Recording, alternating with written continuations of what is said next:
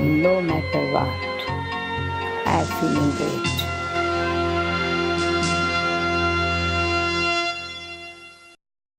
Hello dear friends, welcome back to Godlywood Studio and to Light of Knowledge. We are continuing with our discussion on the basic instincts of human beings. And today we are taking up the instinct of accumulation. We all want to accumulate many things in our life, and accumulating especially material wealth has been the major concern of human beings from time immemorial. So it is good for the progress of the overall human being to accumulate wealth, there is no doubt about it.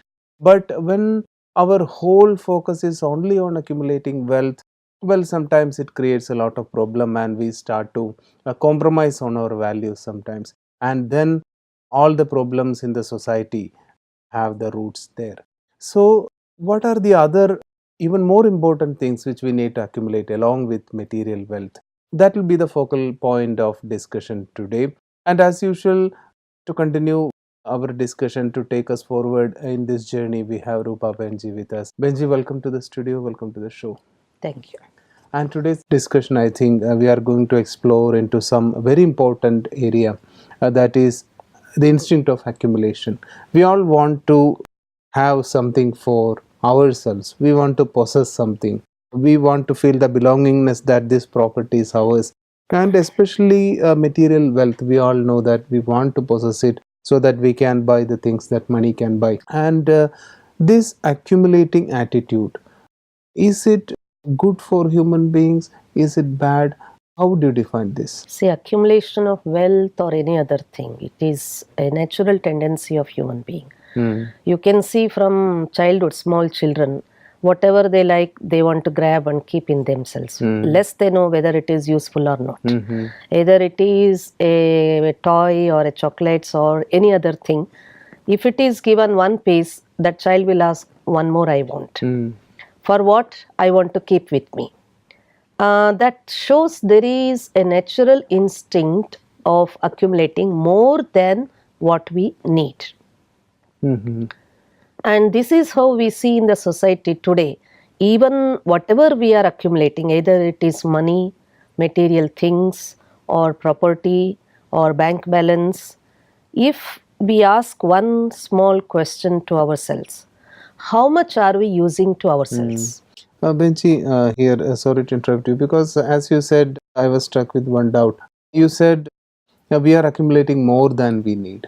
But my question is, who is going to decide how much do I want? Because I think it is all a personal, there is a personal difference. If I think that $10 million is what I want, and I want that much, so that is my personal standard which I keep for myself. So some other person can feel that, no, that is not right, he is accumulating more than he wants. So isn't it relative?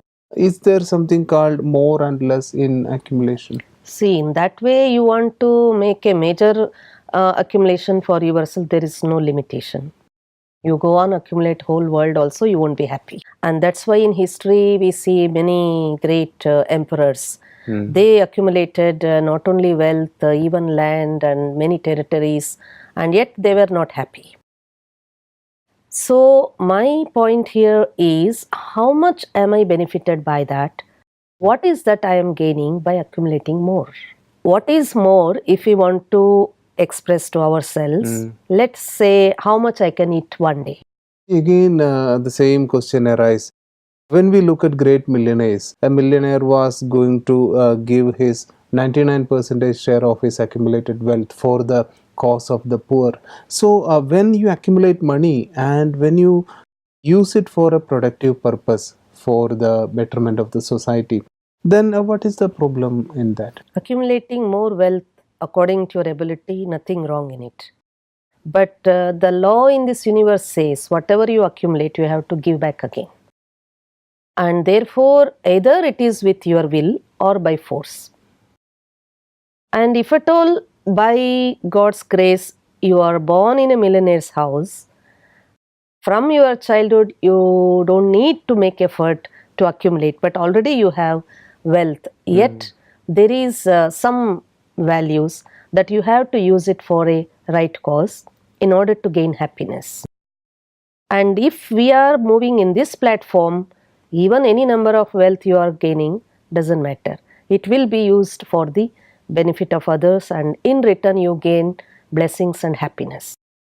But this acquisition instinct should not turn into an other side, which is called negative side, where I feel very proud that I am so much a great person because I have this much of money, this much of property. When I compare to another person, I feel little bit more, maybe kind higher. of feeling a superiority complex. It is possible, and slowly I should not be pulled down with the vice of greed, because greed is something go on accumulate, and as I see today, always people think, oh, 99, no, I shall make it 100, and never the 100 will come.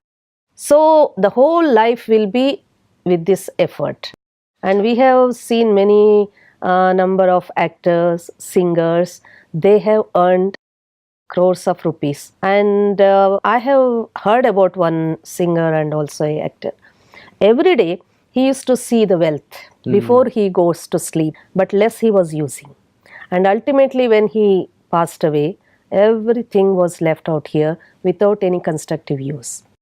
So that's like a waste thing that we have accumulated, which we have not allowed somebody to use. Benji, regarding this negative aspect of financial accumulation, definitely it is negative. There are a lot of problems attached to it, but again there is a positive side to it also. I think because we all want to accumulate wealth, that is necessary for the human progress. Especially youngsters want to accumulate as much wealth as possible, and one cannot blame them when they are going through that path. So how can we become financially free, financially successful in a constructive way? See, making hard work in our life, definite reward will be there. Whatever ability you possess in this universe, your worthiness will be always given the reward, provided you make use of it. Nothing comes without doing nothing. Start doing, everything comes on your way, even with small steps. If you want to run at a stretch, maybe you will be tired. Walk first and then start running, then you can fly. If I want to fly at a stretch, maybe you will be falling down. So what is that richness? Even if I am having crores of rupees in my bank account, when I am walking on a lane or any common road, nobody will identify me as a crorepati, because I don't write here on my forehead that I am a millionaire. It is only your way of sharing with others how much you are gaining a good account of karma. What you have gained, you have to give back, and in return, you are gaining a good karmic account. That is called punya karma, and very fortunate deeds, and which is real accumulation. Even wealth, you can accumulate to some extent where you can live comfortably, so that you will not be dependent on others, and even your family members can depend on yourself. And sometimes what happens in families, if you are accumulating more and people who are dependent on you, they don't work hard, they will take advantage of you. So there is some balance in your effort which should not be taken again advantage by your effort. So whenever I am thinking my wealth, my property, my money, out of all this, what is that I want? Even I build a beautiful bungalow here and there, many places, but still I live in one place. Even I have many bank accounts in number of banks, but I can only spend little bit a day. So whatever wealth I am gaining, the method of earning, is it based on values? Benji, that is really something to be thought about. But what I am thinking is, the percentage of wealthy people in the world is calculated as less than 2% of the population. They accumulate 97% of the total wealth available in the world, and the rest 97% only have 3% of wealth. This is a vast and huge difference which we have. I am talking about this 97%. Once we have accumulated wealth, then we can say that use your spiritual values to use it in a constructive process. But What about those people who are downtrodden, who are in the bottom level, who want to come up first financially, so that then they can think about the other things? Because the basic need is always to, as we say, we need a home, we need a security, we need a job, we need a good family, we want to back up the family, support the family. All these things are there in front of them. So, are there any constructive ways from the spiritual parlance so that one can accumulate maximum wealth and at the same time be very careful as to not to misuse it? See, whether they are below the bottom level or middle class or upper class, law of karma applies to everybody the same. If I want to earn money, I have to use the value of honesty, working hard. Hard work is one value. And how much time I am using, in return what I gain, after I gain something, the reward, how to spend it and how much to save. So spiritually talking, God teaches here, nobody is poor unless you consider yourself as poor. In what way you are poor? Because you have only 2 pairs of dress, 1 house, that's why you are poor. Somebody is having number of bungalows, that's why they are rich. No. Spiritually talking, a person who has got the values in him, like honesty and loveful attitude, hard work, and having sweetness in his talk, and not wasting whatever the wealth God is giving you as a reward, you should decisively use it. Sometimes we see people who are millionaires, they don't know how to spend. And people are behind them, and sometimes that wealth is misused by others. So what all the effort I have done to accumulate, again going in a wrong path. And I become the cause for that because I did not have the decisive decision, analyzation. So here God teaches, either you are earning 100 rupees or 1 lakh or 10 lakhs, doesn't matter. Within 100 rupees also, how much you spend and how much you save and which cause you are using. In other way, God says this body doesn't need much food. Even for 40 rupees you can fulfill your stomach. Even 4,000 rupees you can spend and go and sit. A lot has been said about economy in the godly knowledge, as I understand. So, living economically, living a frugal way, it is very necessary in the present condition of the society. If a person is an underachiever financially, that he need to be very careful on what he is spending, because sometimes we spend on things which we doesn't even need. So how can we make that control into our life? First of all, we have to see whatever the amount of property or things what we have, in what cause we are going to use, and the persons around us, are they trustworthy? It's very important. And second thing, don't compare with others. Many people are simply unhappy because they compare with others. And when we compare, either we become inferior or we feel jealous about others. And both are negative. So before using your property or money or any kind of other wealth, see what cause it is being used. So here God teaches, even I am giving 100 rupees to a layman who is blind. Yes, sympathy, automatically it comes in my mind, okay, I help because I have a lot of money. But that 100 rupees he takes and go to a shop, liquor shop, and drinks, then that 100 rupees will not give me happiness nor to him. And that's why it is very sensitive issue. Whenever I am using my wealth, let me see for what task, what cause it is being used, who is using, and in return what I am getting.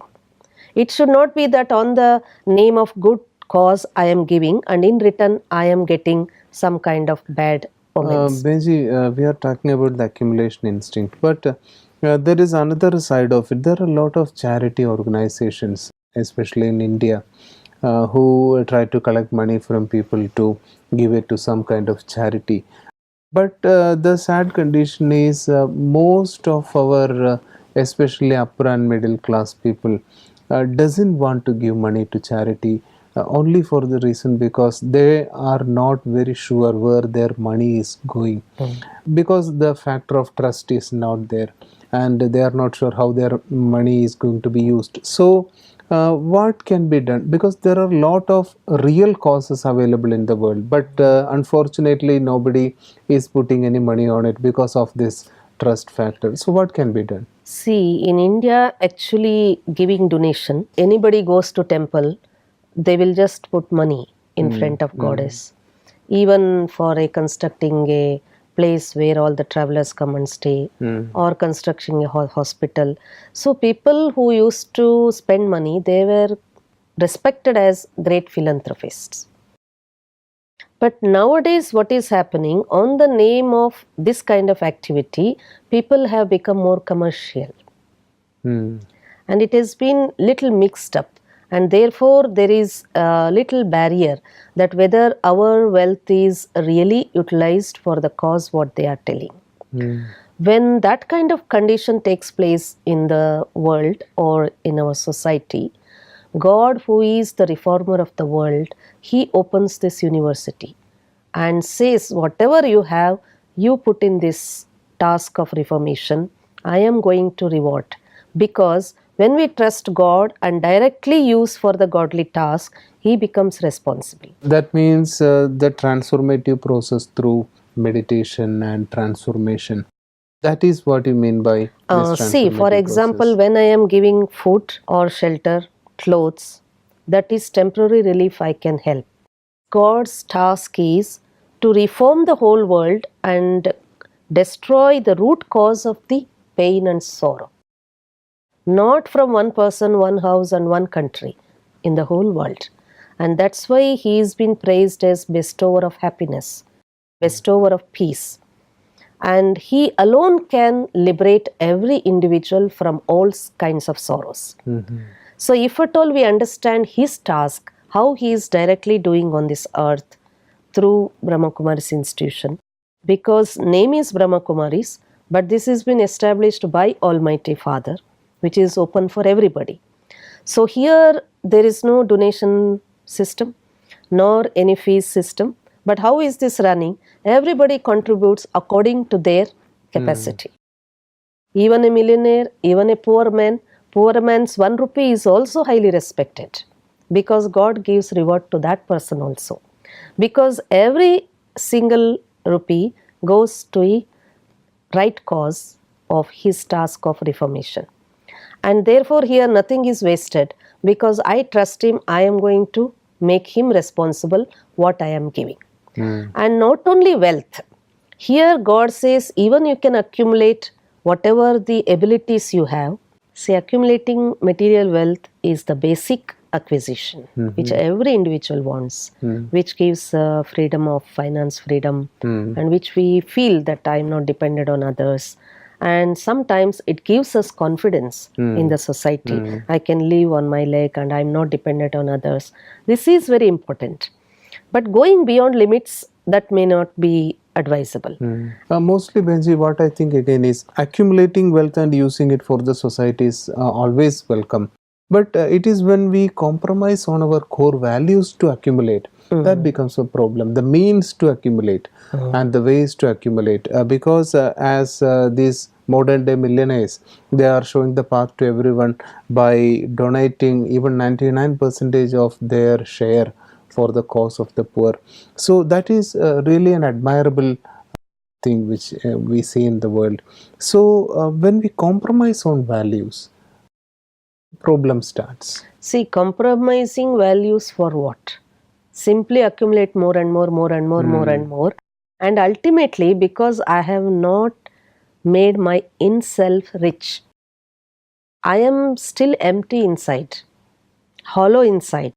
So all this material wealth will be meaningless one day, because I feel there is nothing inside me. And that's why they think, oh, everything I can give back again. because from where I gathered, it will go back again. So God advises have a balance of both material wealth and invaluable wealth, which is imperishable wealth, what we call as the jewels of knowledge. Because every individual wants to understand the secrets of life, secret of God, and descent of God, and task of God, what is happening. And more than that, after understanding, try to meet Him, talk to Him, and take the power from Him, and fill yourself with the qualities and virtues of Him. And that is the real richness that every individual is searching for. So, accumulating wealth along with accumulating virtues and values and keeping a balance in the whole life will definitely help us. Can we have a little bit of meditation on that? Sit straight. Focus your attention towards the center point of your forehead.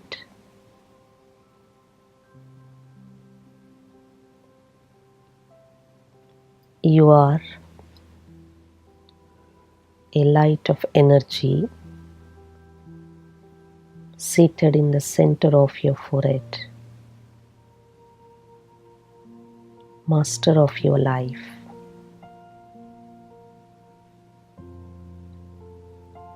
Being the child of Supreme, I now understand how to live in this world, how to gain material wealth and share with others. I now understand God is ocean of knowledge, ocean of power, ocean of happiness. Accumulating all wealth in this world, in return I want to experience peace of mind, happiness in my heart, power in my soul. Not all wealth can give this.